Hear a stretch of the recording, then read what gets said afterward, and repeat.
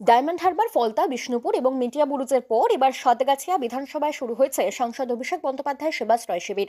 12ই ফেব্রুয়ারি থেকে শুরু হওয়া এই সেবাশ্রয়ে সাতগাছিয়ার 45টি শিবির জুড়ে চলবে 21শে ফেব্রুয়ারি পর্যন্ত। কেবল শুক্রবার সেবাশ্রয়ে রেজিস্ট্রেশন হয়েছে 11,000-এর অধিক রোগীর। এখনো পর্যন্ত 44 দিনে সেবাশ্রয়ে সর্বমোট রেজিস্ট্রেশন পেরিয়েছে 6,55,000-এর অধিক। ভ্যালেন্টাইন্স ডে অর্থাৎ প্রেম দিবসে এই তথ্য সমাজ মাধ্যমে প্রকাশ করে তৃণমূলের সর্বভারতীয় সাধারণ সম্পাদক অভিষেক বন্দ্যোপাধ্যায় লিখেছেন, ভালোবাসা কেবল বড় প্রতিশ্রুতিতে নয়, এটি তখনই প্রকৃত অর্থ পায় যখন আমরা উপস্থিত থাকি, পাশে থাকি এবং প্রয়োজনে সময় আম জনতার সাহায্য করি। সেবাশ্রয় হলো ডায়মন্ড হারবার লোকসভার মানুষের প্রতি আমার অঙ্গীকারের প্রতিচিহ্ন, যাদের বিশ্বাস আমার এই জনসেবার পথকে গঠন করেছে। উল্লেখ্য, সেবাশ্রয় মানুষকে নতুন করে বাঁচতে শিখিয়েছে। সেবাশ্রয়ের মাধ্যমে বহু জটিল রোগ থেকে মুক্তি পেয়েছে 8 থেকে 80। দৃষ্টিহীনেরা ফিরে পেয়েছেন দৃষ্টিশক্তি।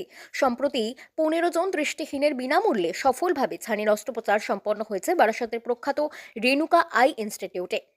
বিধানসভা ভিত্তিক সেবাশ্রয় পরিদর্শন করে সেই সকল কাজের তদারকি করছেন অভিষেক বন্দ্যোপাধ্যায়ের সহকর্মী সুমিত রায়। বাংলা খবর, আপনার রাজনীতি, আপনার আওয়াজ।